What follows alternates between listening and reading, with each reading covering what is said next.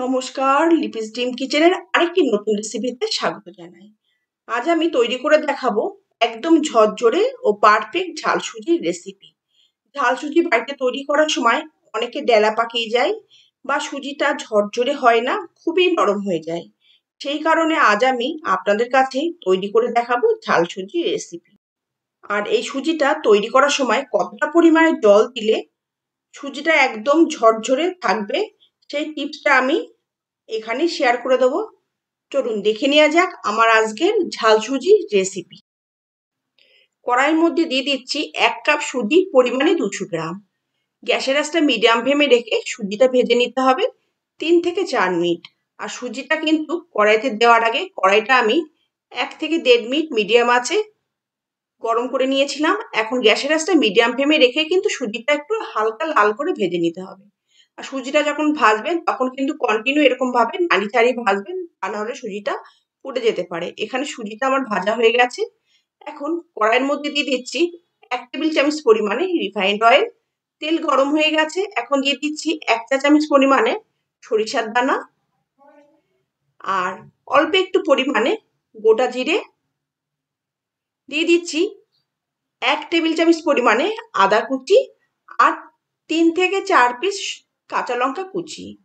Add করে দিচ্ছি 2টি শুকনো লঙ্কা আর বেশ কয়েকটা কারি পাতা। গ্যাসের আঁচটা মিডিয়াম ফ্লেমে রেখে 1 থেকে 1.5 মিনিট আমি ভেজে নেব সব মশলাগুলো। সব মশলাগুলো কিন্তু ভাজা হয়ে গেলেই কিন্তু দিয়ে দিতে হবে 1 মুঠো বাদাম। 1 মুঠো বাদাম দিয়ে আমি ভালো করে একটু ভেজে নেব নাড়ি চাড়িয়ে। এখন দিয়ে দিচ্ছি একটি ছোট সাইজের আলু কুচি। আমি এখানে আলুগুলোকে এরকম ছোট ছোট করে গোট গোট করে কেটে নিয়েছি। আর ঝাল সুজি কিন্তু আলুগুলো এরকম ভাবে গোট গোট করে কেটে নেওয়া হয়, তাহলে কিন্তু দেখতে কিন্তু বেশ ভালো লাগে। আলুগুলো একটু হালকা ভাজা হয়ে গেছে, এখন দিয়ে দিচ্ছি স্বাদ অনুযায়ী লবণ। লবণ দিয়ে কিন্তু আবারও আমি আলু মশলা ভালো করে ভেজে নেব। আলু ও মশলাগুলো আমার ভালো করে ভাজা হয়ে গেছে। এখন দিয়ে দিচ্ছি একটু রঙের জন্য হলুদ পাউডার। হলুদ পাউডার দিয়ে ভালো করে মিশিয়ে দিচ্ছি। একটু হলুদ পাউডার দিলে একটু হলদে হলদে ভাব লাগে, ঝাল সুজিটা দেখতে কিন্তু বেশ ভালো লাগে। আর দিয়ে দিচ্ছি অল্প একটু পরিমাণে চিনি। ঝাল সুজিতে কিন্তু অবশ্যই একটু চিনি দেবেন, তাহলে কিন্তু খেতে কিন্তু এর স্বাদ খুবই সুন্দর হয়। এখন দিয়ে দিচ্ছি ভেজে নেওয়া সুজি।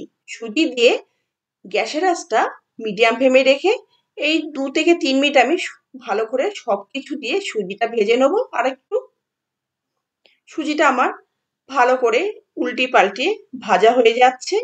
আর এখানে কিন্তু আমি একবারে জল দেব না, অল্প অল্প করে জল দিয়ে কিন্তু সুজিটার সাথে জল মিশিয়ে নেব।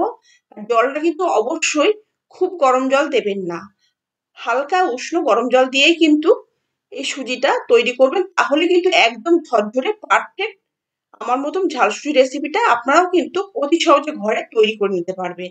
এখানে আমি অল্প অল্প করে জল দিয়ে আর গ্যাসের আঁচটা কিন্তু লো ফ্লেমে রেখে আমি সুজির জল ভালো করে মিশিয়ে নিচ্ছি। আপনারা যদি এরকম ভাবে রেসিপিটা একবার বাড়িতে ট্রাই করে দেখতে পারেন, তাহলে কিন্তু আশা করছি আমার মতন একদম পারফেক্ট ঝাল সুজির রেসিপিটা তৈরি হয়ে যাবে। দেখেই বুঝতে পারছেন আমার ঝাল সুজির রেসিপিটা কতটা ঝরঝরে হয়েছে। আর খেতেও কিন্তু বেশ ভালো লাগে, একটুও কিন্তু দলা পাকিয়ে যায়নি, একদম সম্পূর্ণ ঝরঝরে হয়েছে। আমার এই রেসিপিটা কেমন হয়েছে বা কেমন লাগছে অবশ্যই কিন্তু কমেন্ট করে জানাবেন। দেখুন আমার কিন্তু এখানে ঝাল সুজি রেসিপিটা সম্পূর্ণভাবে রেডি হয়ে গেছে। আর কত সহজে এই রেসিপিটা আমি তৈরি করে নিয়েছি। এখানে আমি 1 কাপ সুজি নিয়েছি, তার জন্য জলটা নিতে হবে 1/2 কাপ পরিমাণে। তাহলে কিন্তু একদম ঝরঝরে আমার মতন পারফেক্ট ঝাল সুজি রেসিপিটা আপনাদেরও তৈরি হয়ে যাবে। আজকে এই পর্যন্ত, অন্য একটি নতুন একটি রেসিপি নিয়ে আবার চলে আসবো। ভালো থাকবেন, সুস্থ থাকবেন, ধন্যবাদ।